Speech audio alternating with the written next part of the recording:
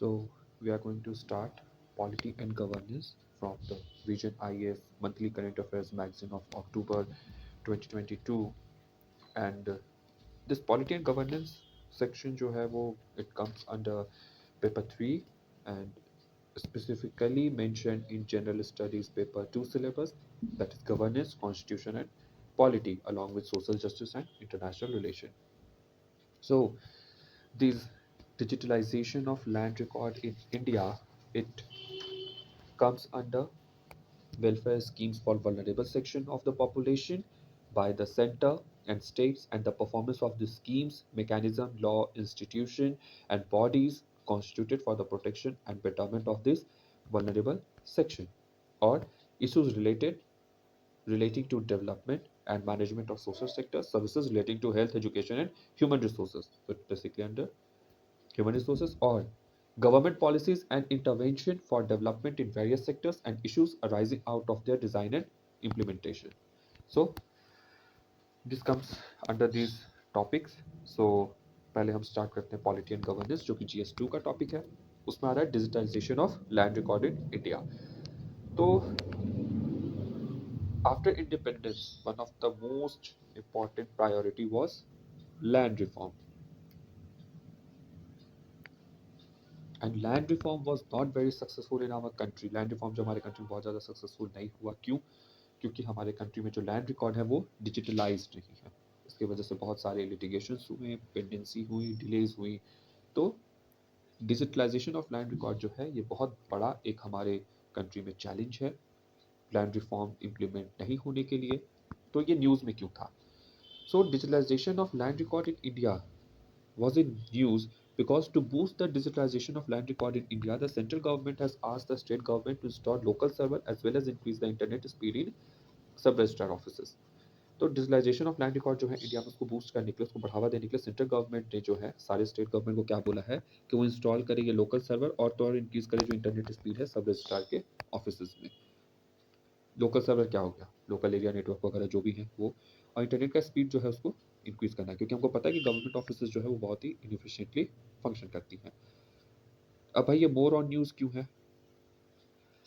तो the government जो है वो प्लान कर रहा है कि वो आए एक ऑनलाइन रजिस्ट्रेशन सिस्टम के साथ under what? Under digital India land record modernization programme के अंदर. तो गवर्नमेंट जो है वो प्लान कर रहा है कि एक ऑनलाइन रजिस्ट्रेशन सिस्टम के साथ है digital India land record modernization programme के अंडर में. और इसको इम्प्लीमेंट कौन करता है? तो union ministry of rural development. तो अब जानते हैं कि ये digital India land record modernization programme है क्या, जिसका शॉर्ट फॉर्म क्या है? DILRMP. तो ये DILRMP जो है ये सेंट्रल सेक्टर स्कीम है जिसको लॉन्च किया गया था 2016 में. और इसके क्या है? 3 मेजर कंपोनेंट है. अब ये 3 मेजर कंपोनेंट क्या क्या है? तो कंप्यूटराइजेशन ऑफ लैंड रिकॉर्ड, इसके 3 मेजर कंपोनेंट क्या क्या है? Computerization of land record, survey, resurvey, computerization of registration. जितने भी लैंड रिकॉर्ड है उनको कंप्यूटराइज करना है, सर्वे करना है, रीसर्वे करना है सारे लैंड्स का, और जो रजिस्ट्रेशन है दैट मीन्स कि जो ज़मीन की जितनी भी रजिस्ट्रीज होती हैं उनको कंप्यूटराइज कर देना है. इससे क्या बेनिफिट होगा कि सारे जो डेटा है लैंड रिकॉर्ड को लेकर के, रजिस्ट्रेशन को लेकर के, वो क्या होंगे? डिजिटल होंगे. तो जो जुडिशियल लिटिगेशंस हैं, पेंडेंसी ऑफ केसेस हैं लैंड को लेकर के, जितने भी सूट्स होते हैं, लैंड सूट्स वगैरह होते हैं, सिविल सूट होते हैं, उनका डिस्पोजल में आसानी होगा, इफ़िशिएंसी आएगा डिस्पोजल ऑफ केसेस में. केसेस जल्दी से जल्दी डिस्पोज होंगी और कोर्ट में जो नंबर ऑफ केसेस हैं, पेंडेंसी ऑफ केसेस जो बहुत ही ह्यूज हैं लिटिगेशंस को लेकर के, वो कम होगा. और इस तरीके से लैंड रिफॉर्म जो है वो इफिशिएंटली कैरी आउट हो सकता है. अब सिग्निफिकेंस क्या है डिजिटलाइजेशन ऑफ लैंड रिकॉर्ड का? तो लैंड रिकॉर्ड का सबसे बड़ा जो सिग्निफिकेंस है वो है better credit delivery in rural area. हमारे कंट्री में हमको पता है कि जो पुअर्स हैं, लैंड रिकॉर्ड नहीं है, उनकी ज़मीन को कोई और उनको एविक्ट कर दिया जाता है उनके लैंड से, या फिर वो जब इनफॉर्मल मनी लेंडर्स के पास मनी लेते हैं, नहीं पे कर पाते हैं, डेट में रह जाते हैं, तो उनको एविक्ट कर दिया जाता है उससे. इन सब प्रॉब्लम की वजह से क्या होता है कि जो फॉर्मल इंस्टीट्यूशन है वो उनको क्रेडिट नहीं दे पाता है. इन सब प्रॉब्लम फॉर्मल इंस्टीट्यूशन को क्रेडिट नहीं दे पाता, जैसे बैंक हो गए, कोऑपरेटिव्स हो गए, कोऑपरेटिव बैंक वगैरह व्हाटएवर, तो वो इनफॉर्मल रूट अपनाते हैं. तो जब अगर लैंड रिकॉर्ड का डिजिटलाइजेशन होगा तो बेटर क्रेडिट डिलीवरी होगा रूरल एरिया में. Creation of vast bankable asset across the rural India can help in credit growth. और अगर ये बहुत ही बड़ा जो वास्ट बैंकेबल एसेट है, यानी बैंकेबल एसेट क्यों है लैंड, तो लैंड का अगर आपके पास प्रॉपर डॉक्यूमेंट्स हैं, पेपर्स हैं, तो आप उसको बैंक में ले जाकर के एज अ मॉर्गेज और एज अ सिक्योरिटी आप रख करके आप वहाँ से लोन ले सकते हो। तो आप इनफॉर्मल मनी लेंडर्स वगैरह के पास नहीं जाना पड़ेगा। तो ये क्रिएट करेगा एक vast bankable asset across the rural India, और ये किस चीज़ में मदद करेगा, क्रेडिट ग्रोथ में। दैट मीन्स कि लोग बैंक से ज़्यादा क्रेडिट लेंगे। बैंक जो प्रायोरिटी सेक्टर लेंडिंग जो पीएसएल के अंदर में टारगेट रखता है एग्रीकल्चर वाला, वो प्रॉपर फार्मर्स को दे सकेगा, specially in agriculture and MSME sector. MSME sector भी क्या है, micro small and medium enterprises. यहाँ भी कोई बहुत ज़्यादा उनके पास पेपर्स नहीं होते हैं, डॉक्यूमेंट्स नहीं होते हैं, लोन नहीं मिलता उनको, या वो हमेशा पड़ता है एमएसएमई के चैलेंज में। तो एमएसएमई सेक्टर्स के ग्रोथ में भी ये हेल्प करेगा। तो एक बेटर क्रेडिट का इन्वायरमेंट क्रिएट करेगा। Reduce litigation.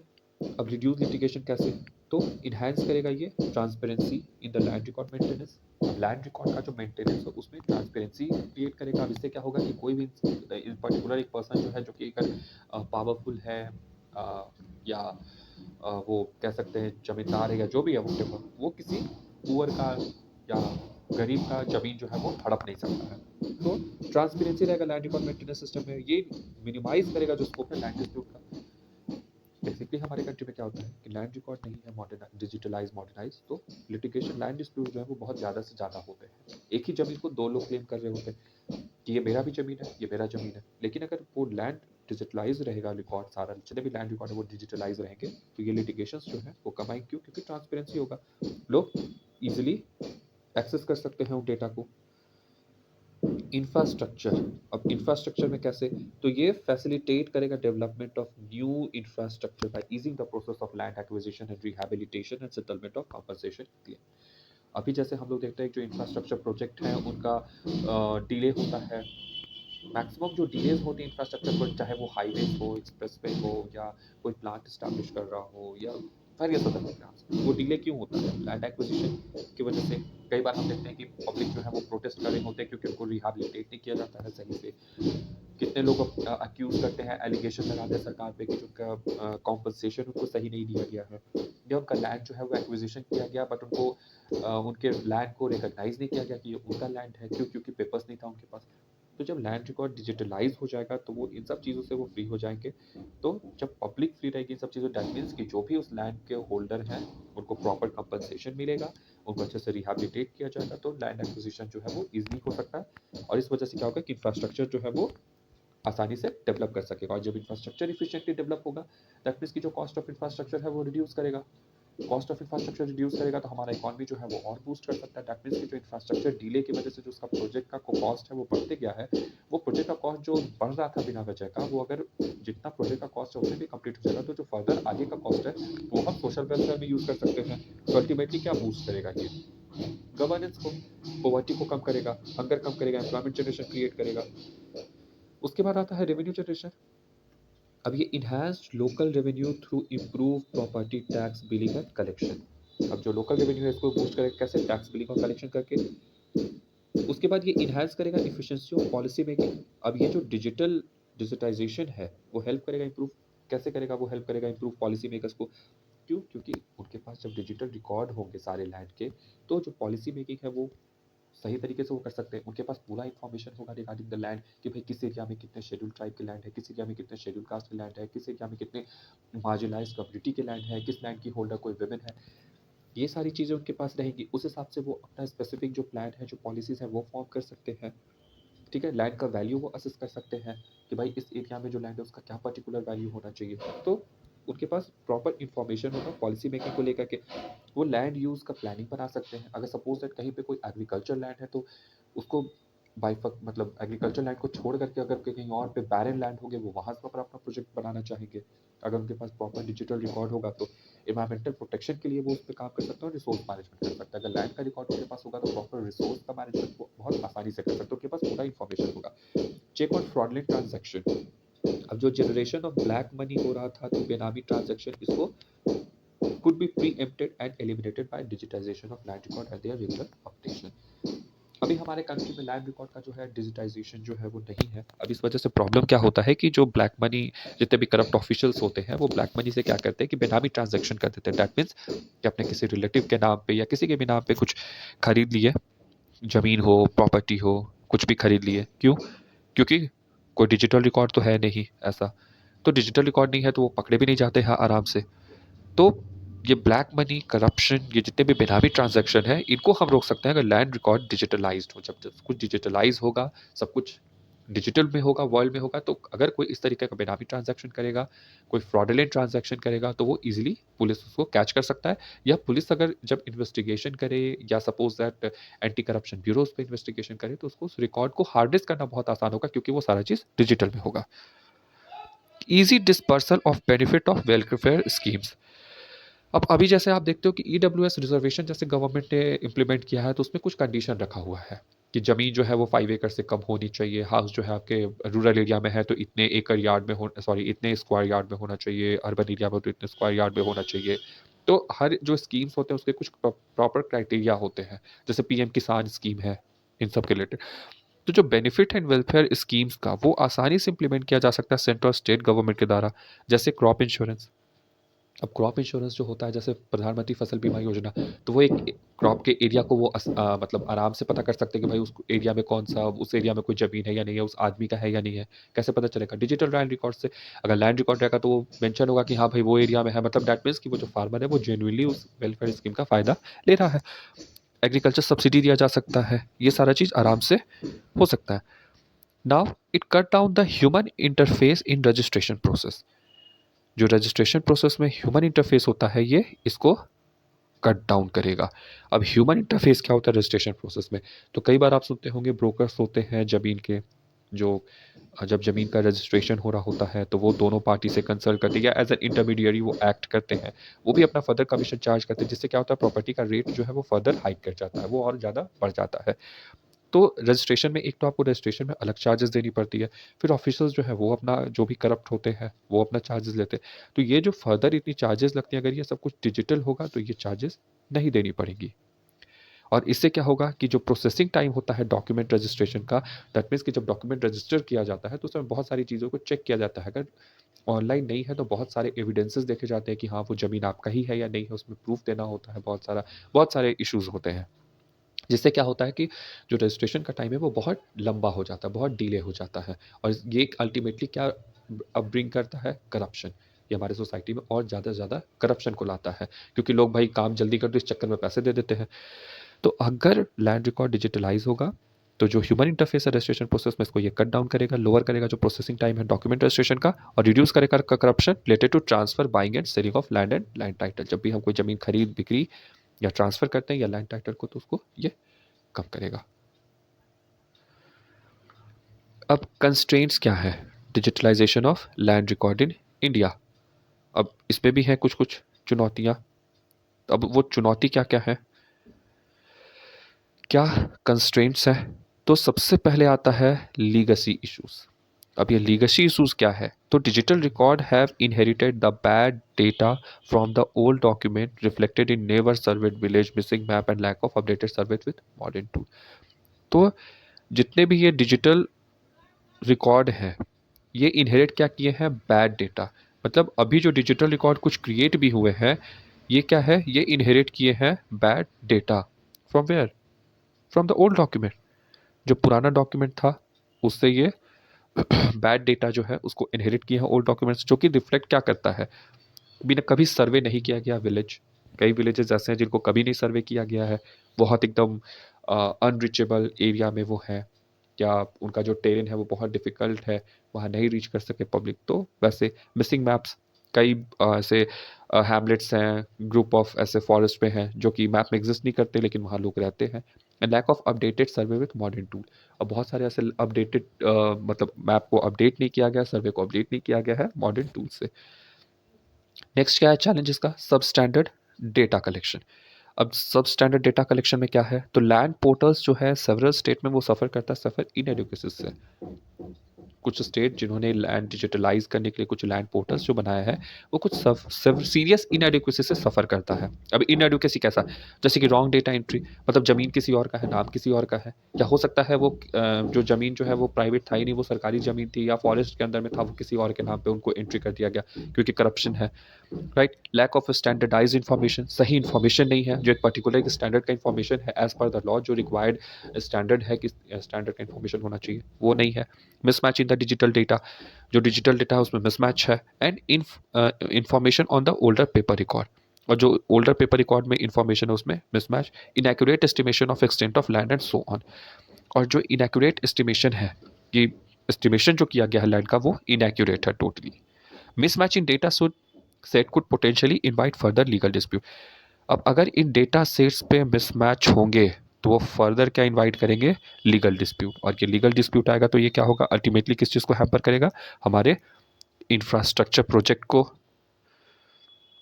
ठीक है, पॉवर्टी, करप्शन और डिले इन वेरियस प्रोजेक्ट, ठीक है। Limited capacity of the administration, जो स्टेक होल्डर्स हैं, एम्प्लॉयज़ हैं, specially at the ground level, वो क्या लैक करते हैं appropriate technical skill require for digitalization. जितने भी हमारे एम्प्लॉयज़ हैं, स्टेक होल्डर्स हैं, जो ग्राउंड लेवल पे जो काम करते हैं लैंड से रिलेटेड, उनमें डिजिटलाइजेशन के रिगार्डिंग प्रॉपर टेक्निकल स्किल्स नहीं है।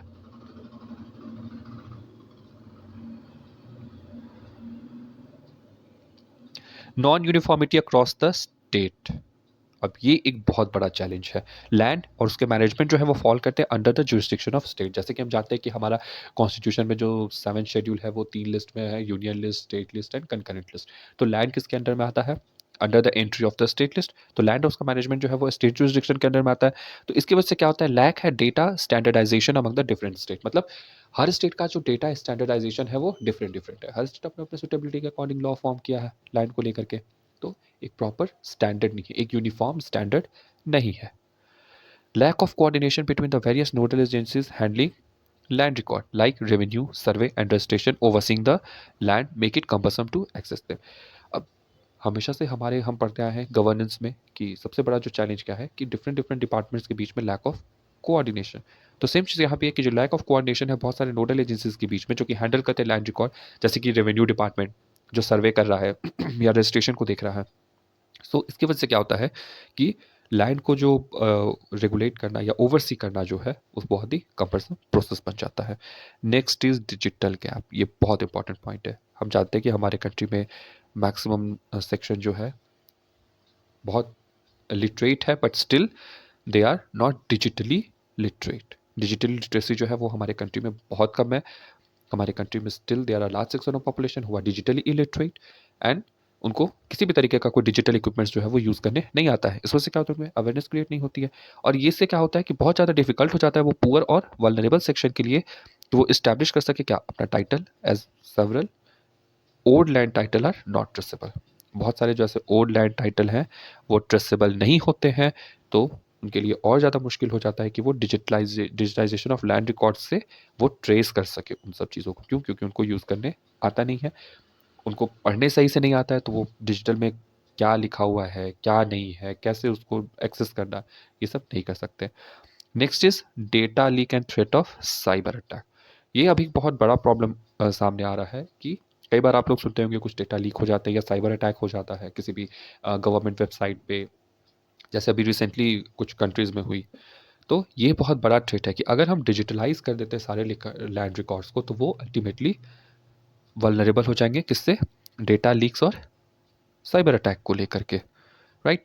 तो जो digital presence of property ownership document है वो potentially leave the personal data vulnerable to the theft.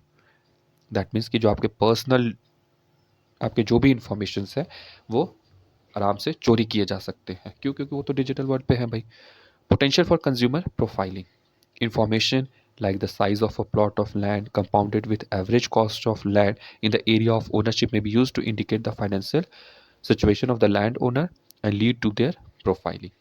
That means कि कंज्यूमर का प्रोफाइलिंग किया जा सकता है बहुत ही आसानी से। क्यों? क्योंकि आपका डिजिटली आपके सारे इन्फॉर्मेशन जो है वो एक्सेस किए जा सकते हैं कि आपका कितना ज़मीन है, उस ज़मीन का कितना कॉस्ट है, और इससे आपका आराम से फाइनेंशियल जो सिचुएशन है कि आप कितने अमीर हो, कितने पैसे वाले हो, ये पता किया जा सकता है। Next one is trust issues.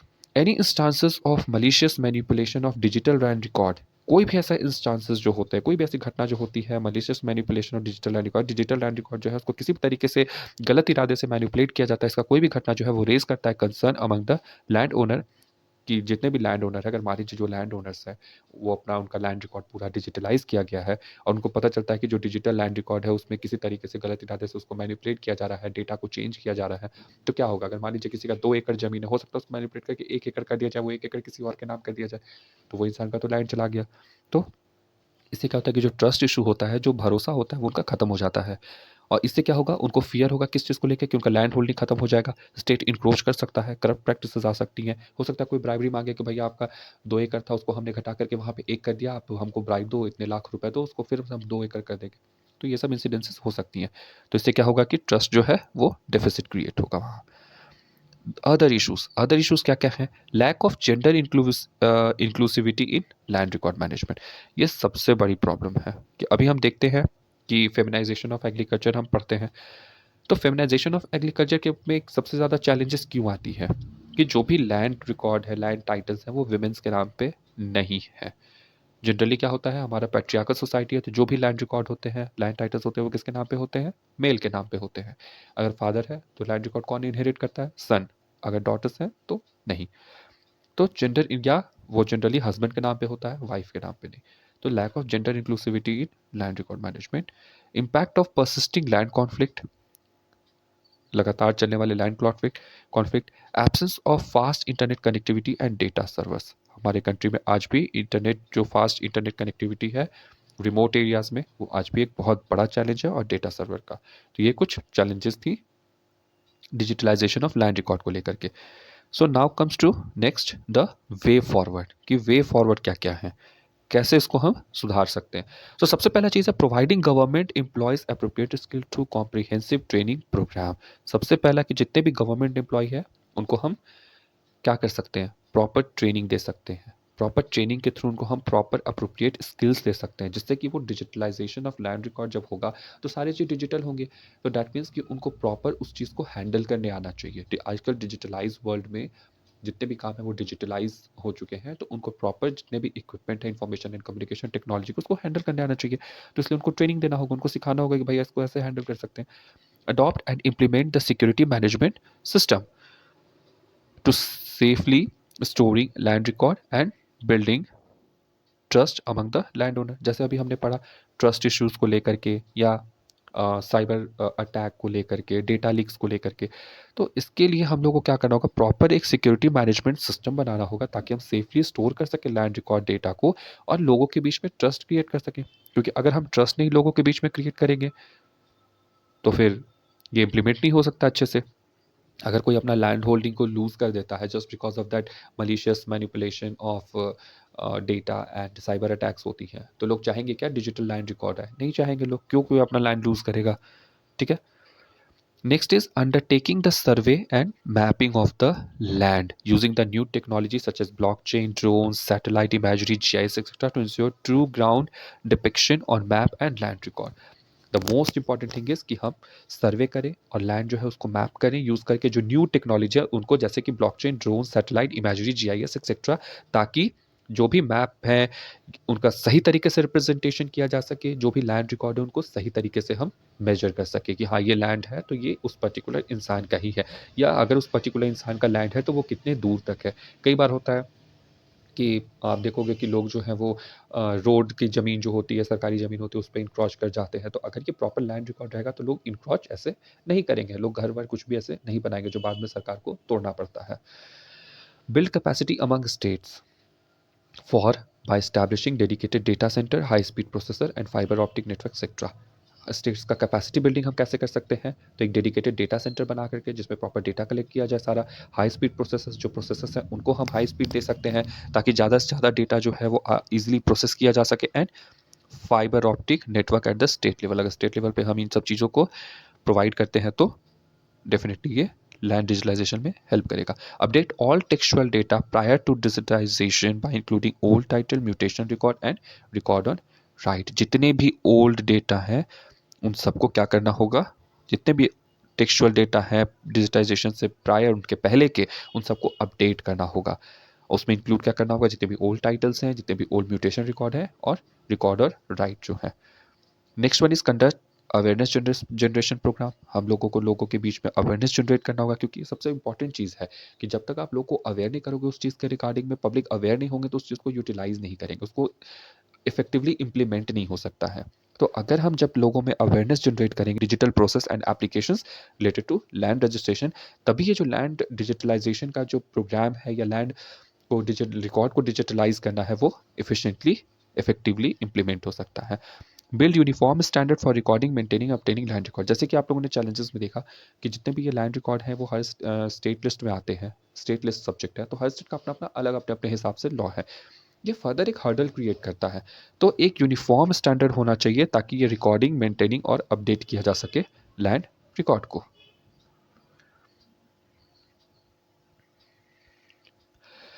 So current status क्या है digitalization of land record in India का। So computerization of land record, record of right has been completed in 94% of villages. ये जो कंप्यूटराइजेशन ऑफ लैंड रिकॉर्ड है, record of right, इसको complete किया गया है 94% ऑफ विलेज में। अराउंड 29 स्टेट और यूटी जो है वो डिस्प्ले करते हैं record of right on web. लगभग 29 स्टेट और यूटीज जो है वो डिस्प्ले करते हैं जो रिकॉर्ड ऑफ राइटर्स को किसे, अपने वेबसाइट पे। Integration of land record and property registration has been done in 75.78% of sub registrar offices. इतने percent office sub registrar offices में लैंड रिकॉर्ड और प्रॉपर्टी रजिस्ट्रेशन को इंटीग्रेट किया जा चुका है। 70.41% of cadastral map have been digitized. इतने जो कैडेस्ट्रल मैप्स हैं उनको डिजिटाइज किया जा चुका है। अब कैडेस्ट्रल मैप क्या है, तो कैडेस्ट्रल मैप जो है वो मार्क करता है real estate boundaries and division of land to define the ownership and purpose of the land. जितने भी रियल इस्टेट के जो लैंड होते हैं उसके बाउंड्रीज को ये मार्क करता है, और लैंड का जो डिवीजन है उसको ये मार्क करता है ताकि डिफाइन कर सके कि लैंड किसका है, ओनरशिप क्या है किसका है, और उस पर्पस क्या है उस लैंड के। Now the textual and spatial data integration has been completed for 60.67% of villages. जो टेक्सचुअल, जैसे हमने पढ़ा था, टेक्सचुअल कैसे अपडेट करना है उसको, by integrating it with old right, old land titles, mutation record etcetera. तो ये textual and spatial data integration जो है उसको कंप्लीट किया गया है फॉर 60.6% ऑफ विलेजेस। इतने विलेज में टेक्सचुअल स्पेशल डेटा जो है उसका इंटीग्रेशन किया जा चुका है। So now come to DILRMP। तो DILRMP जैसे आप लोगों ने पढ़ा इधर कि ये सेंट्रल सेक्टर स्कीम है जिसको लॉन्च किया गया था 2016 में। इसका फुल फॉर्म है digital India land record modernization programme.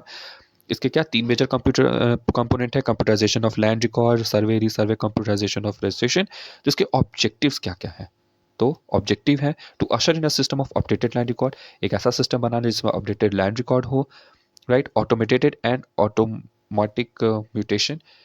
Mutation के लिए अभी तक बेसिकली जैसे आप रजिस्ट्रार के ऑफिस में जाओगे तो आपको सारे डॉक्यूमेंट्स देने होंगे, एविडेंस देने होंगे कि लैंड रिकॉर्ड आपके हैं। लेकिन अगर सब कुछ डिजिटलाइज होगा तो ऑटोमेटिक हो जाएगा सारा चीज, म्यूटेशन वगैरह कोई आपको एविडेंस नहीं देना पड़ेगा। उसके बाद ये क्या आपका इंप्रूव करेगा, integration between the textual and special record. ऊपर में भी आपने पढ़ा कि टेक्सचुअल दैट मीन्स कि ओल्ड लैंड टाइटल और म्यूटेशन रिकॉर्ड वटेवर जो है, तो जो ओल्ड मतलब ऐसे ज़मीन है उनको स्पेशल दैट मीन्स कि उस रीजन में किसका कितना ज़मीन है उसके साथ इंटीग्रेट करेगा। Interconnectivity between revenue and registration. Interconnectivity होगा रेवेन्यू और रजिस्ट्रेशन में, दैट मीन्स कि जितना रेवेन्यू हो, जितना रजिस्ट्रेशन होगा उतना ही रेवेन्यू आएगा। रजिस्ट्रेशन से कम रेवेन्यू अभी हम लोग जनरेट करते हैं जनरली, रजिस्ट्रेशन तो बहुत ज़्यादा हो जाते हैं, लेकिन because of the lack of modernization of land record revenue उतना नहीं कलेक्ट हो पाता है, as many officials are corrupt. तो इंटरकनेक्टिविटी होगा उनके बीच में, एंड ये रिप्लेस करेगा तो प्रेजेंट डीड रजिस्ट्रेशन है and presumptive title system with that of conclusive title with title guarantee. जो प्रिजम्पटिव टाइटल सिस्टम है उसको ये रिप्रेजेंट हटा देगा conclusive titling with title guarantee.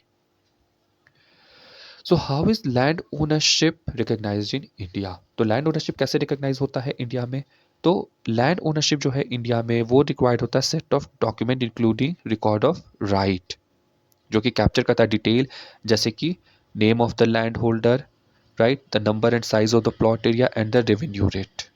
ठीक है, ये इतने चीज़ों की वजह से जो रिकॉर्ड ऑफ राइट है वो रिकग्नाइज किया जाता है। Next come to register sale deed to prove, जो सेल डीड है उसको रजिस्टर्ड किया जाता है। तो रजिस्टर सेल डीड से जो प्रूव करता है कि property has been sold from one person to the other and the taxes on the sale have been paid. मतलब कि जो जमीन है, प्रॉपर्टी है या कुछ भी, उसको सेल किया गया एक पर्सन से दूसरे पर्सन में, और जो टैक्सेस है उस सेल पे उसको पे किया गया, ये रजिस्टर्ड सेल डीड बताता है। तो इससे लैंड ओनरशिप को रिकॉग्नाइज किया जाता है कि हाँ भैया आपने टैक्स दिया है, मतलब कि आपने रजिस्ट्री करके प्रॉपर्टी की सेल डीड किया है, तो ये जमीन आपकी है या जो भी प्रॉपर्टी वो आपकी है। सर्वे डॉक्यूमेंट किया to record a property, to record a property's boundary. Survey document क्या करता है, ये रिकॉर्ड करता है प्रॉपर्टी का boundary and the area and prove that the property is listed in government record. अगर मान लीजिए सपोज है कोई प्रॉपर्टी है, तो उसके बाउंड्री को, एरिया को इस सर्वे में अगर आप रिप्रेजेंट किया गया है, दैट मीन्स कि वो एरिया जो है वो एक किसी प्राइवेट इंडिविजुअल का है, वो गवर्नमेंट का नहीं है, वो गवर्नमेंट के रिकॉर्ड में है। एंड प्रॉपर्टी टैक्स रिसीप्ट से, जैसे कि आप हाउस होल्ड टैक्स आप देते हो, वाटर टैक्स आप देते हो, डिफरेंट टैक्स आप म्यूनिसिपल कॉर्पोरेशन को देते हो, तो इन सब टैक्स रिसीप्ट से, या फिर जैसे आप ज़मीन की रसीद कटवाते हो जाकर के ब्लॉक से, तो इससे आप अपने घर का टैक्स दे रहे हो, तो वो ज़मीन आपका है, इसलिए वो टैक्स आप दे रहे हो। किसी और का ज़मीन होगा तो आप क्यों टैक्स दोगे। अदर मेजर जो लिया गया है प्रमोट करने के लिए डिजिटाइजेशन को, तो वो है national generic document registration system, NGDRS। इसमें क्या है कि is an in house advance software application for the registration system developed by NIC। ये एक in house advance software application है, रजिस्ट्रेशन के लिए डेवलप किया गया है NIC के द्वारा। Unique land parcel identification number, ये एक ULPIN सिस्टम जो है, एक नंबर है जो कि प्रोवाइड करता है यूनिक आईडी ऑफ 14 डिजिट, एक 14 डिजिट का एक यूनिक आईडी जनरेट करता है हर एक प्लॉट ऑफ लैंड के लिए कंट्री में, जो कि बेस्ड है किस पे, geo reference coordinate of vertices of the parcel. उसके बाद है भू नक्शा, भू नक्शा a solution for digital cadastral mapping. आप लोगों ने ऊपर पढ़ा था कि कैडेस्ट्रल मैपिंग क्या है, तो एक कैडेस्ट्रल मैपिंग के लिए, डिजिटल कैडेस्ट्रल मैपिंग के लिए एक सॉल्यूशन है भू नक्शा। सर्वे ऑफ विलेज आबादी and mapping with improvise technology in village area, स्वामित्व। ये स्वामित्व जो है ये लाया गया है लैंड डिजिटाइजेशन को फर्दर इफिशिएंट बनाने के लिए। तो इसमें का फुल फॉर्म क्या है, सर्वे ऑफ विलेज आबादी and mapping with improvise technology in village area. ये स्कीम का क्या मतलब है कि ये डिमार्केट करेगा इनहैबिटेड आबादी। आबादी क्या बोला जाता है, कई बार लोग बोलते हैं ना कि इस गांव में कितनी आबादी है, आबादी मतलब पॉपुलेशन। तो कितने इनहैबिटेड डिमार्केट करता है, inhabited land and provide the record of land, provide record of right of property card in rural area through the latest surveying drone technology. तो स्वामित्व में कैसे इसको मैप किया जाएगा, with the help of drone technology. Drone technology से सर्वे किया जाएगा और ये प्रोवाइड करेगा कि इसमें कितना इनहैबिटेड है और record of right of property card क्या है उस रूरल एरियाज में। इनिशिएटिव टू ट्रांसली Initiative to transliterate the record and write to any of the 22 languages recognized by the Constitution. Sorry. So, initiative to transliterate the record of right to any of the 22 language recognized by the Constitution. जो record of right है उसको जो 22 language हमारे schedule में mention है, किस schedule में है ये आप बताइएगा। तो जो 22 languages हमारे Constitution के schedule में mention है, उसमें किसी भी language में उसको convert करने के लिए उसको ये प्रोजेक्ट दिया गया है। Effort at the state level, अब स्टेट लेवल पे क्या क्या एफर्ट्स हैं, तो भूमि जो है ये प्रोजेक्ट है jointly funded by the centre and the state of Karnataka. Bhoomi एक प्रोजेक्ट है जिसको जॉइंटली फंड किया गया जाता है सेंटर और स्टेट ऑफ कर्नाटक के द्वारा, ताकि डिजिटाइज किया जा सके जो पेपर लैंड रिकॉर्ड है उनको, और क्रिएट किया जा सके software mechanism to control the changes to the land registry in Karnataka. Second one is Telangana Dharani project. Dharani project कहाँ का है, तो तेलंगाना, और भूमि कहाँ का है, तो कर्नाटक का, लेकिन भूमि में सेंटर भी फंड करता है। ये इंटीग्रेट करता है राइट को, जो राइट है, राइट यहाँ पे रिकॉर्ड ऑफ राइट, तो ये इंटीग्रेट करता है रिकॉर्ड ऑफ राइट को with the individual land plot map, ये उसके साथ उसको इंटीग्रेट कर देता है। ये हो गया। अब आते हैं प्रिवेंटिव डिटेंशन पे। सो ये प्रिवेंटिव डिटेंशन जो है ये किसके अंदर आता है, तो ये आता है आपका फंडामेंटल राइट के आर्टिकल 22 के अंदर में।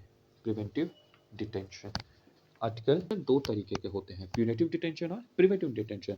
तो प्यूनेटिव डिटेंशन का क्या मतलब होता है कि प्यूनेटिव डिटेंशन का मतलब है कि पनिश करना किसी भी पर्सन को for an offence committed by him after trial and conviction in a court. Punitive जैसे कि नाम से क्लियर है कि किसी को सजा देना, तो प्यूनिटिव डिटेंशन कब होगा उस पर्सन का कि अगर उसने कोई क्राइम किया है उसके लिए या कोई ऑफेंस किया है उसने तो उसके लिए उसको पनिश करना, तो ये हो गया प्यूनिटिव डिटेंशन, और वो भी आफ्टर ट्रायल, जब उसका ट्रायल चला हो कोर्ट में, वो कन्विक्ट किया गया हो तब। और प्रिवेंटिव डिटेंशन जो है उसका मतलब है कि किसी भी पर्सन को बिना ट्रायल और बिना कन्विक्शन ऑफ कोर्ट के थ्रू उसको डिटेंशन पे ले लेना, दैट इज प्रिवेंटिव डिटेंशन। तो preventive detention as by its name clear कि किसी को किसी के कोई क्राइम करने से, कोई ऑफेंस करने से पहले उसको प्रिवेंट करना, उसको रोकना, इसलिए ये प्रिवेंटिव डिटेंशन नाम है। अब प्रिवेंटिव डिटेंशन जो है तो आर्टिकल 22 जो है वो दो पार्ट में है, राइट। तो जो फर्स्ट पार्ट है वो क्या कहता है कि किसी भी पर्सन को अरेस्ट और डिटेन किस किस ग्राउंड पे किया जा सकता है वो बताता है, और सेकंड पार्ट जो है वो ग्रांट करता है प्रोटेक्शन टू अ पर्सन जो कि अरेस्टेड और डिटेन्ड है under a preventive detention law. So ये प्रिवेंटिव डिटेंशन जो है किसके अंडर में आता है, तो हमारे कॉन्स्टिट्यूशन के आर्टिकल 22।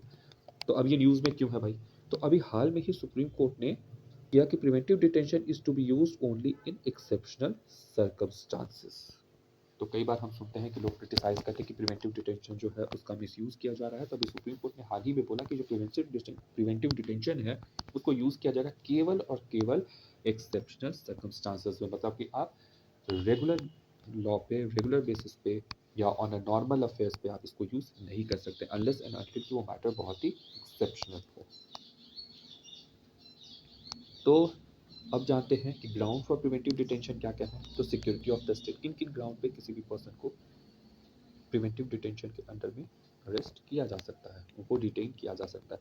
तो फर्स्ट है सिक्योरिटी ऑफ स्टेट, स्टेट के सिक्योरिटी के लिए। दूसरा फॉरेन अफेयर और सिक्योरिटी ऑफ इंडिया, अगर कोई पर्सन से थ्रेट है या किसी भी तरीके का डैमेज या हार्म कर रहा है वो फॉरेन अफेयर और सिक्योरिटी ऑफ इंडिया को, तो उसको। फिर है maintenance of public order, public order को मेंटेन करने के लिए, and maintenance of supply and essential service and defence. तो बेंच जो है उसने रेफर किया था 1982 का सुप्रीम कोर्ट का डिसीजन को Ashok Kumar versus Delhi administration case में, जो कि कहता है कि प्रिवेंटिव डिटेंशन जो है उसको डिवाइस किया जाएगा, उसको यूज़ किया जाएगा to afford protection to society, society के प्रोटेक्शन के लिए ही सिर्फ प्रिवेंटिव डिटेंशन को यूज़ किया जा सकता है। The objective is not to punish a man for having done something but to intercept before he does it and to prevent him from doing. तो जैसे मैंने बताया पहले ही कि डिटेंशन जो है वो दो टाइप्स के होते हैं, प्रिवेंटिव डिटेंशन और सॉरी प्यूनिटिव डिटेंशन और प्रिवेंटिव डिटेंशन। तो प्रिवेंटिव डिटेंशन जो है उसका मतलब किसी भी पर्सन को पनिश करना नहीं है, not to punish a man for having done something बल्कि इंटरसेप्ट करना है before he does it and to prevent him for doing. वो इंसान ऐसा कुछ करे उससे पहले ही उसमें इंटरसेप्ट करना है और उसको प्रिवेंट करना है, ऐसे करने से रोकने के लिए। अबाउट प्रिवेंटिव डिटेंशन, तो जो ये डिटेंशन है किसी भी पर्सन का एक रिजनेबल एप्रीहेंशन में, जो एप्रीहेंशन है वो रिजनेबल होना चाहिए। ये एक बहुत बड़ा टर्म है कि रिजनेबल एप्रीहेंशन, दैट मीन्स कि आप इररिजनेबल इररिलेवेंट एप्रीहेंशन पे किसी को भी आप डिटेन नहीं कर सकते। प्रिवेंटिव डिटेंशन के भी अंदर एक रिजनेबल एप्रीहेंशन होना चाहिए कि वो कोई भी एक्टिविटी ऐसा करने वाला है जिससे कि खतरा है पब्लिक ऑर्डर और सिक्योरिटी को। तो हियर द पर्सन जो है वो कन्फाइंड रहेगा कस्टडी में विदाउट अंडरगोइंग अ ट्रायल, उस पर्सन को कस्टडी में ले लिया जाएगा बिना किसी ट्रायल के। प्यूनिटिव डिटेंशन में मैंने पहले ही बताया कि उसमें ट्रायल होता है, पर्सन कन्विक्ट होता है, तब उसको प्यूनिटिव डिटेंशन किया जाता है, लेकिन प्रिवेंटिव में उसको कस्टडी में रखा जाएगा बिना किसी ट्रायल के। अब जो कॉन्स्टिट्यूशन है, सो प्रिवेंटिव डिटेंशन में क्या है कि पर्सन को कस्टडी में रखा जाता है बिना किसी ट्रायल के, रिजनेबल एप्रीहेंशन पे केवल उसको अरेस्ट कर लिया जाता है। कॉन्स्टिट्यूशन जो है वो प्रोटेक्शन देता है अरेस्ट और डिटेंशन के अगेंस्ट में अंडर आर्टिकल 21 एंड आर्टिकल 22। ये हम लोग का पढ़ा हुआ है कि आर्टिकल 22 प्रोवाइड करता है क्या, protection against arrest and detention under certain cases. ये प्रोटेक्शन जो है वो अवेलेबल नहीं होता है पर्सन अरेस्टेड और detain under preventive detention law. अब जो पर्सन प्रिवेंटिव डिटेंशन लॉ के अंडर में अरेस्ट है उसको ये प्रोटेक्शन जो है वो प्रोवाइड नहीं किया जाता है। मल्टीपल लॉज जैसे कि code of criminal procedure, narcotic drug and psychotropic substance act, NDPS act 1985, unlawful activity prevention act जिसको यूएपीए बोलते हैं एक्सेट्रा, ये सारे पब्लिक करते हैं प्रिवेंटिव डिटेंशन को। एनसीआरबी का जो क्राइम्स इन इंडिया रिपोर्ट 2021 है उसके अकॉर्डिंग ओवर 1.1 लाख पीपल्स जो हैं उनको प्लेस किया गया था अंडर प्रिवेंटिव डिटेंशन इन 2021, जो कि हाईएस्ट है सिंस 2017 से इतने लोगों को प्रिवेंटिव डिटेंशन के अंडर में डिटेन किया गया था।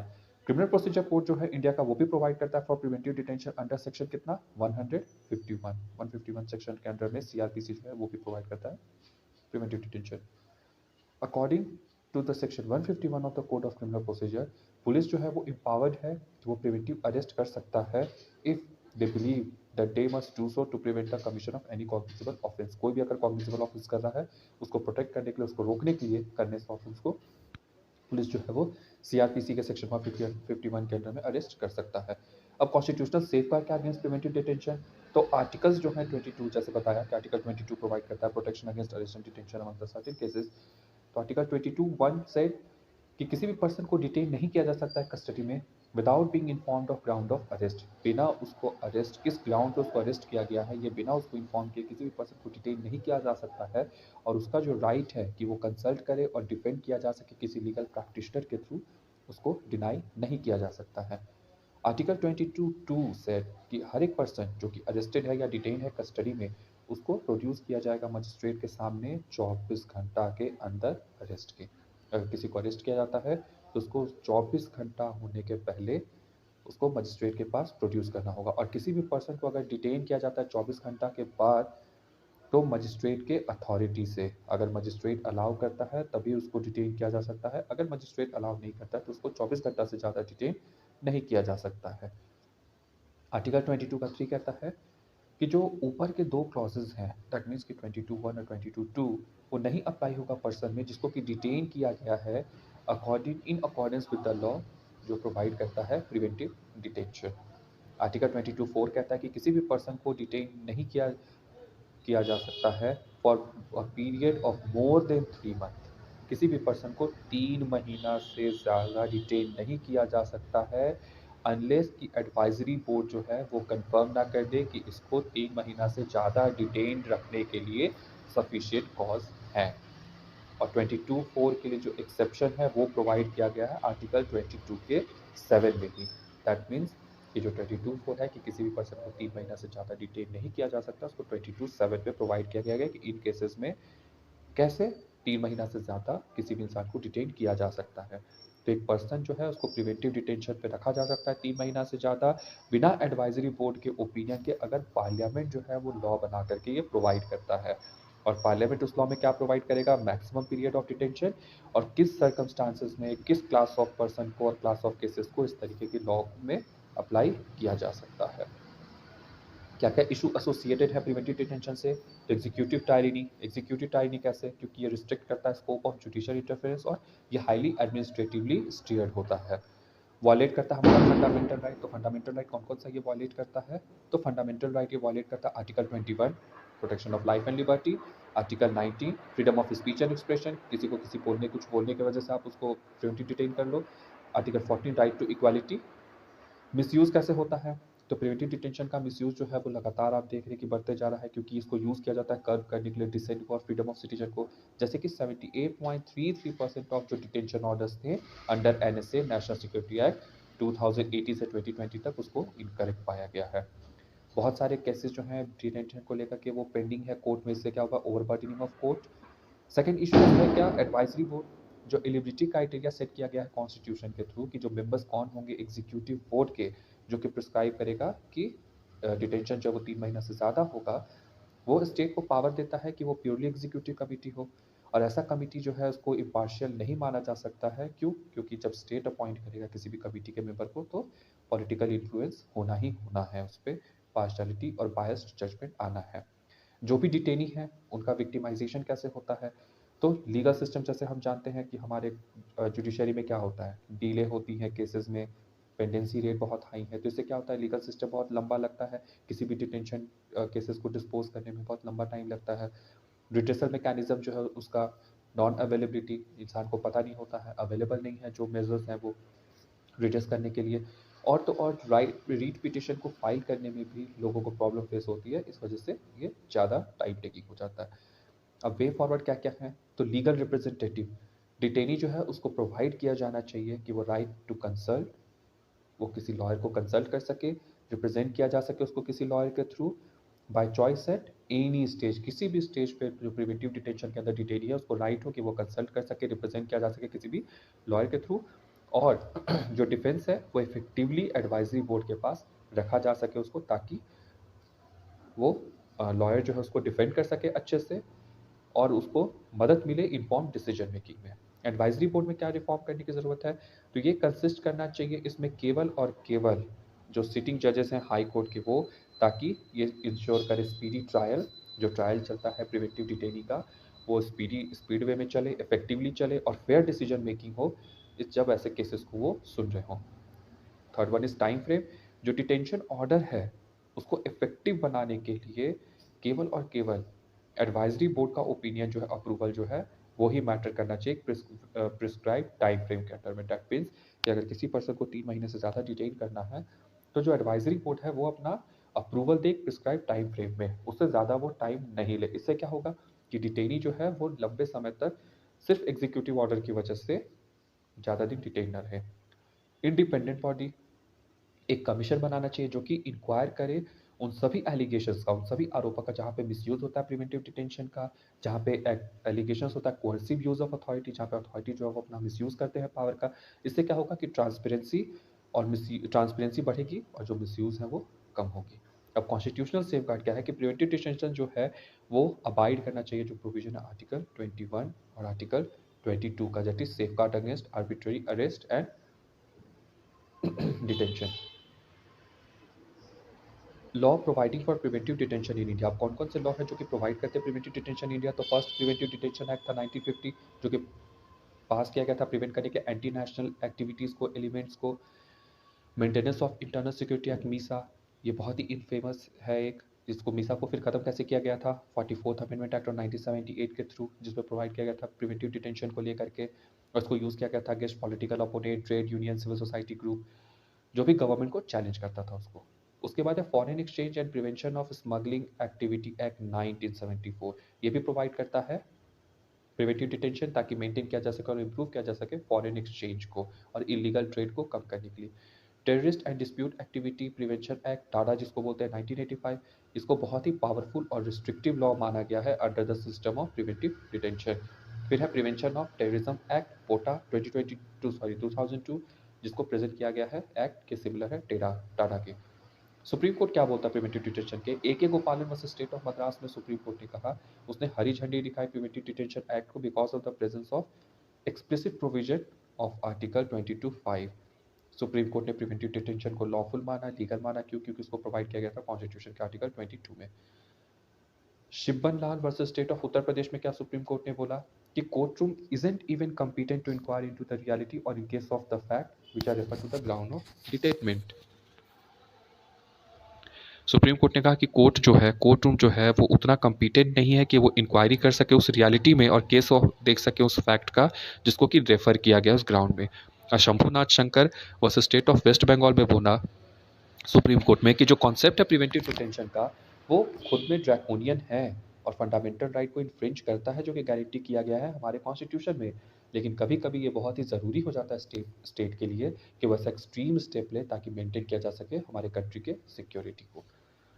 अब अगला न्यूज़ है governor and council of minister. तो अभी हाल ही में केरला के जो गवर्नर है उन्होंने थ्रेटन किया वहाँ के मिनिस्टर को कि उनको उनके पोस्ट से वो हटा देंगे अगर वो उनके ऑफिस की जो डिग्निटी है, दैट मीन्स कि गवर्नर ऑफिस की जो डिग्निटी है उसको वो लोअर करते रहेंगे या किसी भी तरीके से डिमीन करेंगे।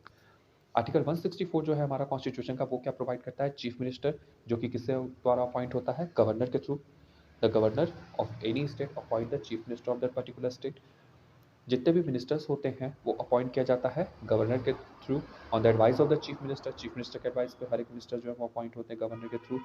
और तो और जो चीफ मिनिस्टर और मिनिस्टर हैं वो होल्ड करते हैं office during the pleasure of the governor. Governor के प्लेजर तक ही सीएम और मिनिस्टर्स जो है वो ऑफिस को होल्ड करते हैं। बट ये प्लेजर ऑफ द गवर्नर जो है इसका दैट डजंट मीन कि गवर्नर को जब मन करे वो सीएम और मिनिस्टर्स को ऑफिस से रिमूव कर सकते हैं। This happens not until CM council of minister hold majority in the house. अगर वो मेजॉरिटी होल्ड नहीं करते हैं तभी गवर्नर कुछ सर्टेन केसेस में ही ऑफिस से हटा सकते हैं। हालांकि कॉन्स्टिट्यूशन में जो प्लेजर ऑफ गवर्नर उसको डिफाइन नहीं किया गया है।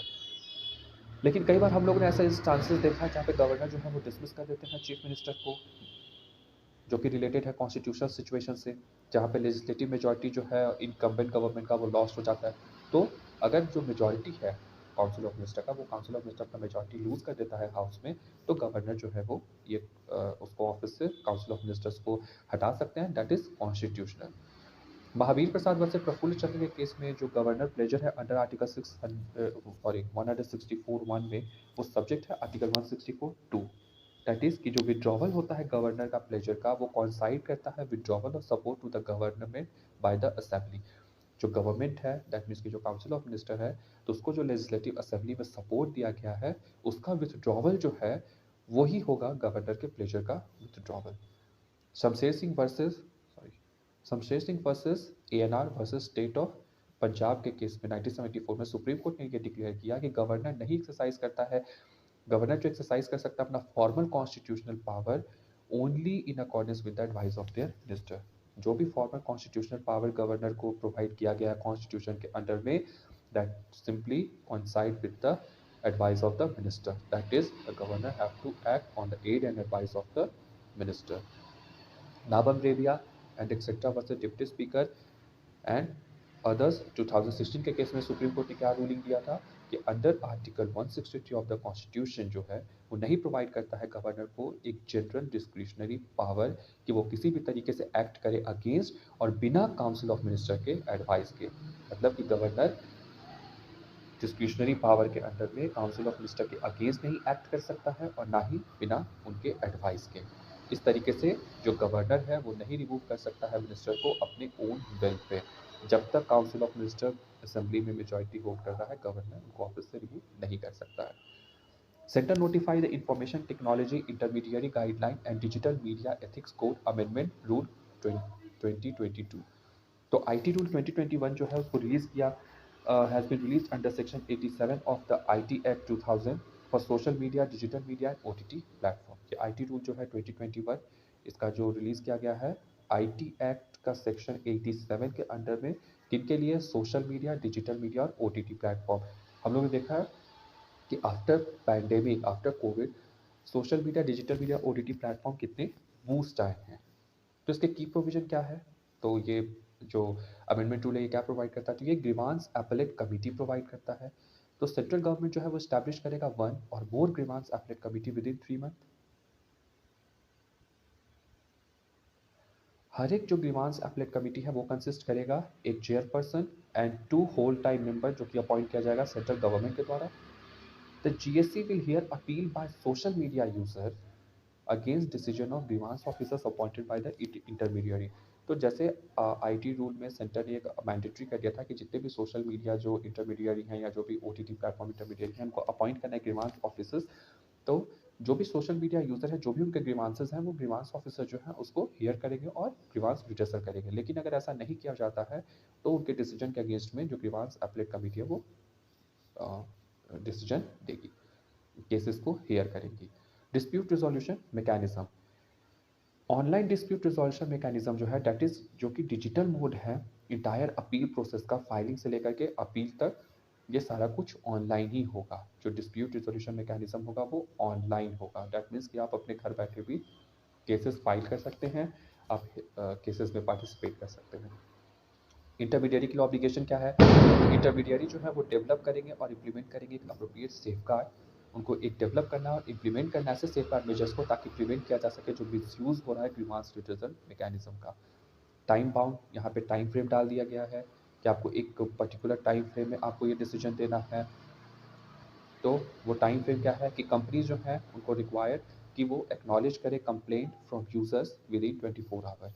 तो 24 घंटे के अंदर अंदर जो कंप्लेंट अगर किसी यूजर ने किया है तो उसको उनको एक्नॉलेज करना है और उसको रिजॉल्व कर देना है 15 घंटे के अंदर या 72 घंटे के अंदर इन case of an information without request. Concern क्या है इस आईटी रूल से? तो एक्सेसिव गवर्नमेंट कंट्रोल है, इस पे गवर्नमेंट कंट्रोल बहुत ज़्यादा है। ये एक्ट करेगा as an effective tool to curb करने के लिए गवर्नमेंट क्रिटिसिज्म है टीसेट को। हो सकता है अगर गवर्नमेंट कोई क्रिटिसाइज किया हो टीसेट तो उसको कर्व करने के लिए यूज़ हो सकता है। और एडिशनल रिस्पॉन्सिबिलिटी डालेगा ये ग्रीवांस ऑफिसर्स पे। अब नीड क्या है आईटी रूल 2022 का? कि जो फेलियर है self regulation bye social media company, क्यों ज़रूरत था, क्योंकि सोशल मीडिया कंपनी जो है वो सेल्फ रेगुलेशन जो है उनका उसका फेलियर आ चुका था। मलिशियस वे में पोस्ट स्प्रेड किया जा रहा था, मलिशियस जो पोस्ट होते थे उनको स्प्रेड किया जाता था सोशल मीडिया के थ्रू, जो भी सोशल मीडिया प्लेटफॉर्म है, और इनकी वजह से क्या हो रहा था, कम्युनल हार्मनी जो है हमारा वो खत्म हो रहा था, कम्युनिटी में हेटरेट क्रिएट हो रहा था। Lack of robust complaint mechanism, जो कंप्लेंट मैकेनिज्म है वो बहुत ही रोबस्ट नहीं थे, वो बहुत ही वीक थे, और इंक्रीज हो रहा था persistent rise of fake news, और फेक न्यूज़ जो है वो बहुत ही ज़्यादा बढ़ते जा रहा था। Next news is psychological death of death row convict, जो भी डेथ रो कन्विक्ट्स हैं उनका साइकोलॉजिकल टेस्ट। एक सिग्निफिकेंट ऑर्डर में सुप्रीम कोर्ट जो है उसने रीआइटरेट किया है, दोहराया है कि क्या इंपॉर्टेंस है साइकोलॉजिकल इवैल्यूएशन कंडक्ट करने का उन कन्विक्ट्स को जिनको कि अवॉर्ड किया गया है डेथ सेंटेंस, और इसने क्या डिमांड किया है कि साइकोलॉजिकल इवैल्यूएशन किया जाएगा वो जो भी कंडेम्ड प्रिजनर है उनका एक्सपर्ट डॉक्टर्स के थ्रू, और एक्सेस होगा उनको मिटिगेटिंग इन्वेस्टिगेटर्स, तो जो भी इन्वेस्टिगेटर्स हैं उनको मिटिगेट करके एक्सेस उनको दिया जाएगा। और तो और ये कोर्ट को मदद करेगा एक इंडिपेंडेंट और हॉलिस्टिक पिक्चर लेने में of physical and mental condition and background of the condemned person, जो भी ऐसे कंडेम्ड पर्सन है उनका क्या फिजिकल और मेंटल कंडीशन है, इसका एक हॉलिस्टिक पिक्चर, एक इंडिपेंडेंट पिक्चर जो है वो कोर्ट के पास आएगा। ये कोर्ट को बहुत बड़ा मदद मिलेगा, किसी भी तरीके का उसमें पार्शलिटी प्रेजुडिस नहीं होगा। डेथ पेनल्टी और कैपिटल पनिशमेंट जो है is the execution of an offender sentenced to death after conviction by a court of law for criminal offense.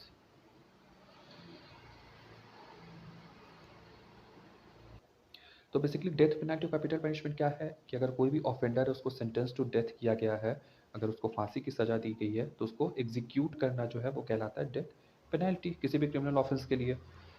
तो कॉन्स्टिट्यूशन जो है वो पावर देता है प्रेसिडेंट ऑफ इंडिया को और गवर्नर जो है रिस्पेक्टेड स्टेट के उनको कि वो पार्डन प्रोवाइड कर सके और सस्पेंड लिमिट और कम्यूट कर सके death penalty in certain cases.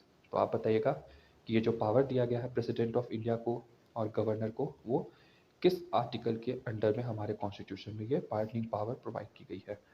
Landmark judgement क्या क्या है रिलेटेड डेथ पेनल्टी, तो Bachan Singh versus state of Punjab में सुप्रीम कोर्ट ने पॉइंट आउट किया था कि केवल rarest of the rare cases में जो कि बहुत ही ब्रूटल हो डेथ पेनल्टी जो है वो इम्पोज किया जा सके। दैट मीन्स कि आप हर केसेस में डेथ पेनल्टी नहीं दे सकते, केवल rarest of the rare cases जो हैं जो बहुत ही ब्रूटल केसेस है उसमें आप डेथ पेनल्टी दे सकते हैं। मच्छी Singh and others versus state of Punjab में सुप्रीम कोर्ट ने स्ट्रेस किया था कि weighing aggravated factor of the crime against the mitigating factor of the criminal before awarding death penalty. That means कि डेथ पेनल्टी अवार्ड करने से पहले जितने भी फैक्टर्स हैं उस क्राइम के उन सबको वे किया जाना चाहिए, उसका वजन करना चाहिए और देखना चाहिए कि हाँ वो डेथ पेनल्टी देने लायक है या नहीं। अब नेक्स्ट है grievance redressal index. Grievance redressal index जो है वो उसके अंडर में क्या है कि unique identification authority of India UIDAI जो है वो टॉप किया है grievance redressal index for the second consecutive month, लगातार दूसरे महीने भी जीआरआई में यूआईडीएआई जो है वो टॉप किया है। अब यूआईडीआई क्या है, तो वो एक स्टैट्यूटरी बॉडी है। स्टैट्यूटरी बॉडी हमने पहले बताया कि स्टैट्यूटरी बॉडी क्या होती है, जो कि क्रिएट किया जाता है by an act of an parliament और स्टैब्लिश किसके अंदर किया गया है, तो under the provision of the Aadhaar act 2016। इसको एडमिनिस्ट्रेट कैसे किया जाता है, तो ये आता है under the ministry of electronics and information technology, that is MeitY के अंडर में, MEITY MeitY, ministry of electronics और इंफॉर्मेशन टेक्नोलॉजी के अंडर में यूआईडीआई आता है। ग्रीवांस रिड्रेसल इंडेक्स जो है उसको पब्लिश कौन करता है, तो उसको पब्लिश किया जा सकता है department of administrative reform and public grievances every month. तो ये इंपॉर्टेंट है कि ग्रीवांस रिड्रेसल इंडेक्स को कौन पब्लिश करता है, तो department of administrative reform and public grievances publish करता है, और ये मंथली इंडेक्स है, ये रैंक करता है ministry, department and autonomous bodies को। And now we are going to discuss the topic international relation. So international relation also specifically mentioned in our UPSC syllabus under GS paper 2 along with governance, polity, constitution, social justice. So international relation is specifically mentioned. So first topic is Indus Water Treaty. So why Indus Water Treaty was in news? So it is in news because World Bank has appointed a neutral expert and chairman of the Court of Arbitration regarding the Kishan-Ganga and Ratle hydroelectric power plant. So Indus water treaty जो है वो basically उसमें world bank का बहुत important role रहता है, क्योंकि world bank जो है उसमें हमेशा एज एन आर्बिट्रेटर काम किया है। तो वर्ल्ड बैंक जो है उसने क्या किया कि अपॉइंट किया एक न्यूट्रल एक्सपर्ट और चेयरमैन जो है कोर्ट ऑफ आर्बिट्रेशन को regarding Kishan Ganga and रातले hydro electric power plant. तो आइए अब आगे देखते हैं। तो ये जो अपॉइंटमेंट है ये किया गया है under the Indus water treaty. जो इंडस वाटर ट्रीटी साइन हुआ है बिटवीन इंडिया एंड पाकिस्तान, तो ये अपॉइंटमेंट जो किया गया है न्यूट्रल एक्सपर्ट और chairman of the court of arbitration का, वो इंडस वाटर ट्रीटी के अंदर में किया गया है, ताकि जो भी डिस्प्यूट्स चल रही हैं between India and Pakistan over the run of the river hydro electric power project, उसके रिगार्डिंग पे उस डिस्प्यूट को रिजॉल्व करने के लिए। तो Kishan Ganga hydro electricity project जो है जिसको बोल रहे हैं KHEP, ये लोकेटेड है किशन गंगा और नीलम रिवर पे, जो कि ट्रिब्यूटरी है किसका, झेलम का। और इस डैम को कब इनॉग्रेट किया गया था, तो 2018 में। On the other hand Ratle hydro electric plant जो है उसको कंस्ट्रक्ट किया जा रहा है on which river, Chenab river. Chenab river पे Ratle hydro electric power plant को डेवलप किया जा रहा है। So you can also see here in map Kishan Ganga कहाँ है, तो ये जो रिवर है ये है नीलम और किशन गंगा रिवर, और ट्रिब्यूटरी किसकी है, झेलम की। और रातले डैम जो है वो किस पे कंस्ट्रक्ट हो रहा है, तो चेनाब रिवर पे। और ये कहाँ लाइज करते हैं, तो दोनों ही union territory of Jammu and Kashmir में। So World Bank is not financing इधर प्रोजेक्ट, वर्ल्ड बैंक किसी भी प्रोजेक्ट को फाइनेंस नहीं कर रहा है। तो वर्ल्ड बैंक ने क्यों अपॉइंट किया है, तो पहले पाकिस्तान जो है उसने वर्ल्ड बैंक को कहा कि भाई आप एक कोर्ट ऑफ आर्बिट्रेशन जो है उसे बनाने में हमारी मदद करो, ताकि जो भी हमारे कंसर्न्स हैं इन दो हाइड्रो इलेक्ट्रिक पावर प्रोजेक्ट के डिज़ाइन को लेके वो खत्म हो सके। जबकि इंडिया जो है उसने बोला था कि अपॉइंटमेंट किया जाए एक न्यूट्रल एक्सपर्ट की, ताकि कंसिडर किया जाए ये सिमिलर कंसर्न जो है ओवर द टू प्रोजेक्ट। तो इसलिए वर्ल्ड बैंक जो है उसने अपॉइंट किया है किसे, न्यूट्रल एक्सपर्ट और chairman of the court of arbitration को। ठीक है, अब इंडस वाटर ट्रीटी क्या है, तो इंडस वाटर ट्रीटी क्या है, Indus water treaty basically sign हुआ था 1960 में, 1960 में साइन हुआ था। और क्यों हुआ था, तो दोनों ही कंट्री जो है इंडिया और पाकिस्तान वो डिपेंडेंट है किस पे, इंडस रिवर बेसिन पे। क्यों, इरिगेशन के लिए equitable distribution and infrastructure was needed. तो 1951 में वर्ल्ड बैंक जो है उसने ऑफर किया कि वो मीडिएट करेगा वाटर शेयरिंग डिस्प्यूट में। क्यों, क्योंकि इंडस जो है वो क्रॉस करती है इंडिया से, यहाँ आप देख सकते हैं ये इंडिया से होते हुए एंड देन पाकिस्तान में एंटर कर रहा है इंडस रिवर। तो दोनों ही राइपेरियन स्टेट हैं और दोनों को ही इंडस की जो वाटर है उसका नीड है फॉर वेरियस पर्पसेस। तो इसके वजह से डिस्प्यूट था। तो फाइनली 1960 में क्या हुआ, जब वर्ल्ड बैंक ने ऑफर किया मीडिएट करने के लिए, तो एक ट्रीटी साइन हुई उनकी। तो 1960 में एक एग्रीमेंट फाइनली कंक्लूड हुआ दोनों कंट्रीज के बीच में और इंडस वाटर ट्रीटी साइन हुआ। तो इंडस वाटर ट्रीटी जो है वो डीलिमिट करता है right and obligation India and Pakistan का इंडस वाटर रिवर को यूज को लेकर के। So basically India and Pakistan और वर्ल्ड बैंक जो है वो इस ट्रीटी के सिग्नेटरीज हैं। तो अगर एग्जाम में आता है कि इंडस वाटर ट्रीटी के सिग्नेटरीज कौन कौन है, तो not only India and Pakistan but also world bank. इस तरीके से अब थोड़ा जान लेते हैं इंडस के बारे में। तो इंडस जो है वो ओरिजिनेट कहाँ से करता है, तिब्बत से, ये आप लोगों ने ज्योग्राफी में पढ़ा होगा। और चाइना को इस ट्रीटी से बाहर रखा गया है। क्यों, चाइना में भी इंडस रिवर है, ओरिजिनेट तो चाइना से करता है, लेकिन चाइना इंडस वाटर ट्रीटी का पार्ट नहीं है। और वर्ल्ड बैंक जो है वो थर्ड पार्टी गारंटर है। अब शेयरिंग ऑफ वाटर कैसे होता है, तो इंडिया जो है उसको अलोकेट किया गया है जो ईस्टर्न रिवर्स हैं उसका अनरिस्ट्रिक्टेड यूज। जितने भी ईस्टर्न रिवर है उनका अनरिस्ट्रिक्टेड यूज जो है वो इंडिया कर सकता है। तो ये इधर आप देख सकते हैं, ये जो इंडिया के इधर बॉर्डर के है वो ईस्टर्न रिवर्स है। दैट मीन्स कि इंडस का तो पार्ट इंडिया में वो ईस्टर्न है, चेनाब, झेलम, रवि, बीस, सतलज। ठीक है, और वेस्टर्न रिवर्स कौन है, तो वाटर जो है इंडस का, झेलम का and Chenab allocated largely to Pakistan. ये जो तीन वेस्टर्न रिवर हैं इंडस, झेलम, चेनाब, वो लार्जली अलोकेट किया गया है पाकिस्तान को। इंडिया परमिटेड है कि वो सर्टेन एग्रीकल्चर यूज़ के लिए run of the river hydro power project जो है वो बना सकता है with limited storage. That means कि इंडिया जो भी हाइड्रो इलेक्ट्रिक पावर प्रोजेक्ट बनाएगा उसका स्टोरेज जो है वो लिमिटेड होगा। दैट मीन्स कि ये नहीं कि वो बहुत बड़ा हाइड्रो इलेक्ट्रिक पावर प्रोजेक्ट बना दे और पानी का जो स्टोरेज है वो उस लिमिट से ज़्यादा नहीं होना चाहिए, जो कि आपका दिया हुआ है अप टू 3.6 मिलियन एकड़ फीट। इतना ही स्टोरेज जो है इंडिया स्टोर कर सकता है इन रिवर्स के वाटर का। पाकिस्तान जो है उसने ऑब्जेक्शन क्यों रेज किया है ऐसे प्रोजेक्ट जो इंडिया के द्वारा बनाए जा रहे हैं, तो ये उन स्पेसिफिकेशंस के साथ कंप्लाई नहीं कर रहे हैं। उसने एलिगेशन लगाया कि इंडिया के जो भी प्रोजेक्ट है वो इन स्पेसिफिकेशंस को फॉलो नहीं कर रहे हैं। क्योंकि और run of the river hydro electric power project क्या है कि पानी रुके नहीं, ऐसा प्रोजेक्ट जिससे पानी का फ्लो जो है, रिवर का फ्लो है वो मेंटेन ही रहे, उसको किसी तरीके से हैम्पर ना हो। पाकिस्तान जनरली ऑब्जेक्ट करता है इंडिया के प्रोजेक्ट को कि वो यूटिलाइज कर रहा है water from the western river, जो कि स्पेशली एलोकेट किया गया पाकिस्तान को, जैसे कि Salal dam project, Baglihar hydro power project, Shahpurkandi dam, Ujh multipurpose project and Ravi Beas link. तो अब क्या है, एक परमानेंट इंदस कमीशन जो है वो स्टैब्लिश किया गया है। तो कमिश्नर्स जो है वो अपॉइंट किए जाते हैं दोनों ही कंट्रीज के थ्रू इस परमानेंट इंदस कमीशन में for cooperation and information exchange regarding the use of river.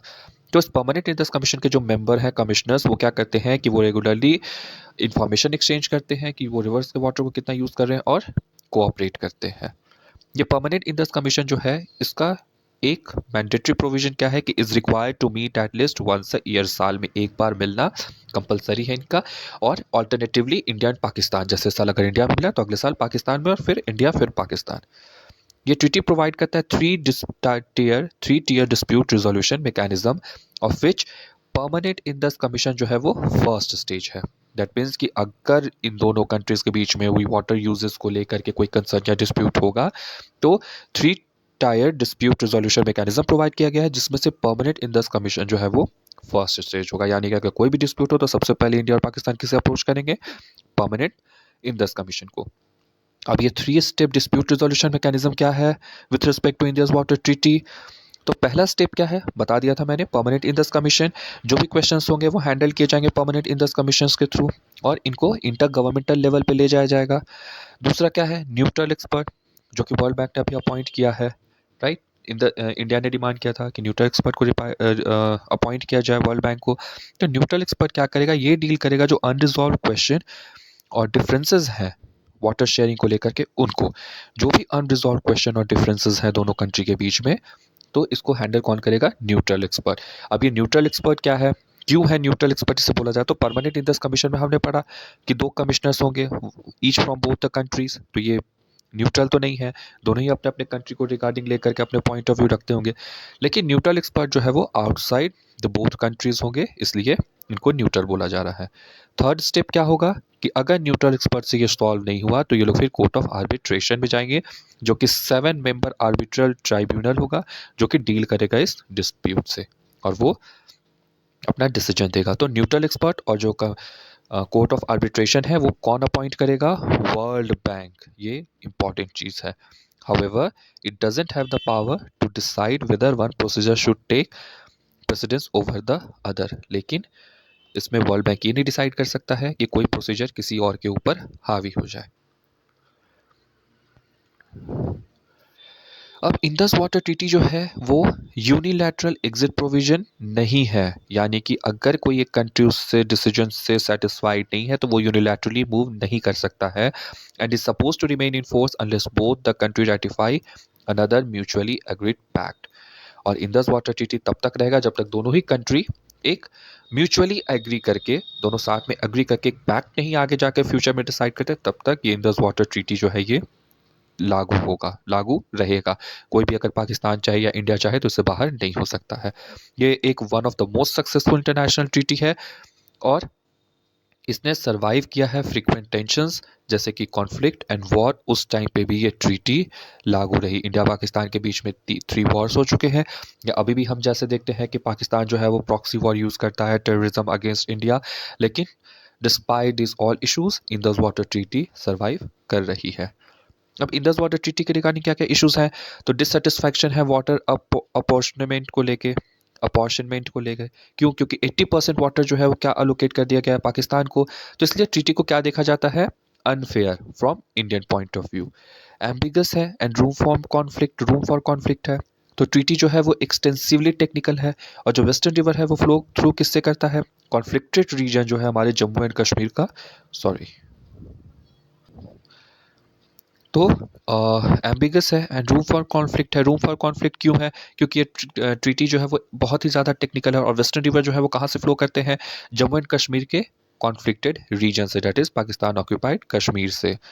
For example कि फ्रीक्वेंट ऑब्जेक्शन किया गया पाकिस्तान के द्वारा कि उसने डिले किया है इंडिया के प्रोजेक्ट को, जो बार बार पाकिस्तान अपोज करता है, ऑब्जेक्ट करता है इंडिया के प्रोजेक्ट को। इससे क्या होता है? उस प्रोजेक्ट में डिले आती है। म्यूचुअल ट्रस्ट की कमी है दोनों कंट्रीज के बीच में। ये जो स्ट्रक्चर है वो नहीं इंकरेज करता है किसी भी तरीका इंटरेक्शन बिटवीन राइपेरियन, जो कि इसेंशियल होता है ट्रस्ट बिल्डिंग के लिए।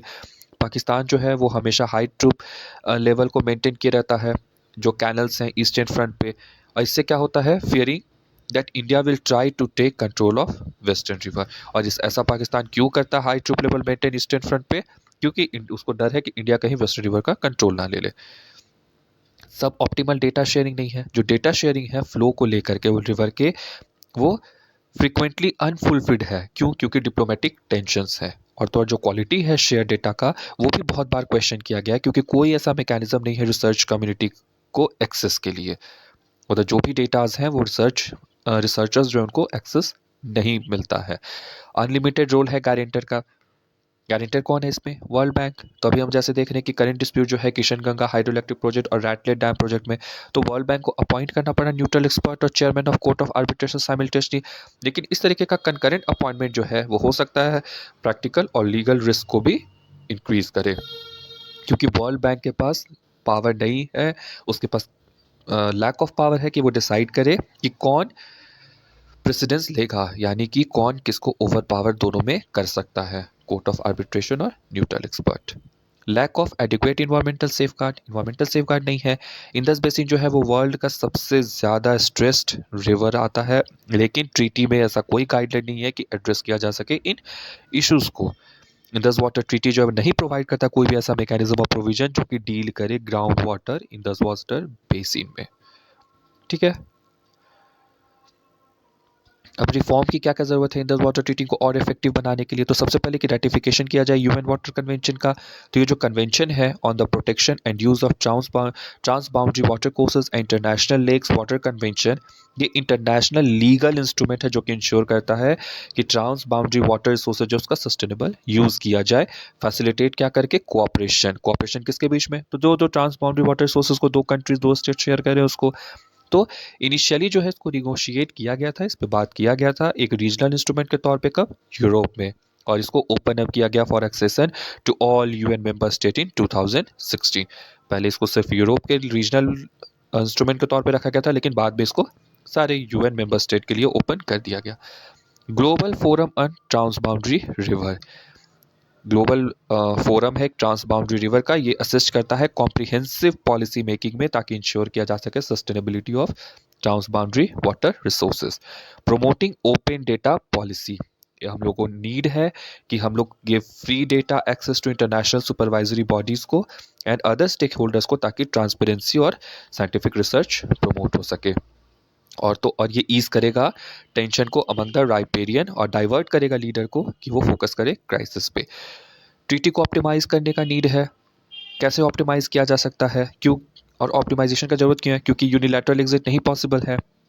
तो India should ensure full utilisation of all accessible water of the river. तो इंडिया को क्या इंश्योर करना चाहिए? कि जो एक्सेसिबल वाटर है रिवर का, उनका फुल यूटिलाइजेशन, जैसे रिपेयर किया जा सके कैनल सिस्टम को। कैनल से बहुत सारी लीकेज होती है पानी की, तो पंजाब एंड राजस्थान में एक्सपेडाइट किया जा सकता है new project like the one, जैसे कि उज में, और तो और शाहपुर कंडी ऑफ द रावी। रीनिगोशिएट किया जा सकता है ट्रीटी को। दोनों ही कंट्रीज को चाहिए कि वो जॉइंट रिसर्च करे, कंट्रीज पे स्टडी करे इम्पैक्ट ऑफ क्लाइमेट चेंज, ताकि फ्यूचर कोऑपरेशन जो है वो और आसान हो सके। राइट, अब रिलेटेड इन्फॉर्मेशन और क्या क्या है? तो हार्मन डॉक्ट्रिन है, ये पोस्टुलेट करता है कि हर एक स्टेट जो कि सवरेन है अपने वाटर रिसोर्सेज में, उसको राइट है कि वो जो चाहे वो कर सकता है अपने टेरिटोरियल जुरिस्डिक्शन में। जो भी सॉवरेन स्टेट है उनके पास राइट है कि वो अपने टेरिटोरियल जुरिस्डिक्शन में वाटर रिसोर्सेज पे जो भी चाहे वो अपना कर सकते हैं, जो उसको सही लगे वो कर सकता है। चैंपियन रूल्स क्या है? ये आउटलाइन करता है नीड कि इंक्लूड किया जाए वाटर जो होता है, जो भी एक्वाफायर के, चाहे वो ग्राउंड वाटर हो, फॉसिल वाटर हो, कि जब रिजनेबल इक्विटेबल शेयर किया जाए उस समय उसको। तो चैंपियन रूल क्या कह रहा है कि ये आउटलाइन करता है कि जरूरत है कि इंक्लूड किया जाए जो एक्वाफायर का वाटर है उसको भी जब डिटरमाइन किया जा रहा है reasonable equitable share. Helsinki rule 1996 क्या है? तो ये इस्टेब्लिश किया क्या? Principle of reasonable and equitable utilisation. Reasonable और इक्विटेबल यूटिलाइजेशन का प्रिंसिपल को किसने आउटलाइन किया? हेल्सिंकी रूल्स 1996 में। बर्लिन रूल्स क्या है? तो ये प्रोवाइड करता है कि जो बेसिन स्टेट्स जो भी है वो मैनेज करे water of international drainage basin का, having due regard for the obligation not to cause significant harm to other basin states. मतलब एक बेसिन स्टेट जो है वो ऐसे मैनेज करे वाटर को इंटरनेशनल ड्रेनेज बेसिन का ताकि दूसरे कंट्री को कोई हार्म दूसरे बेसिन स्टेट को ना हो। Provision climate proofing the treaty. तो वो क्या भाई, क्या क्या प्रोविजन है जिससे क्लाइमेट प्रूफ किया जाए ट्रीटी को? तो नहीं अलाउ किया जाए रिवर सिस्टम को डाई, रिवर सिस्टम जो है वो डाई नहीं करे इसके लिए, राइट।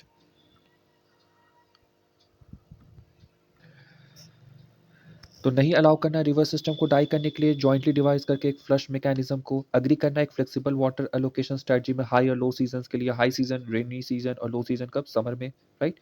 इंश्योर करना फ्लड एंड ड्राफ्ट मैनेजमेंट को, एंड सेटअप करना एक लिस्ट ऑफ क्लाइमेट इंड्यूस जो भी वाटर थ्रेट्स हैं ताकि एक शेयर्ड रिस्पॉन्स आ सके। अब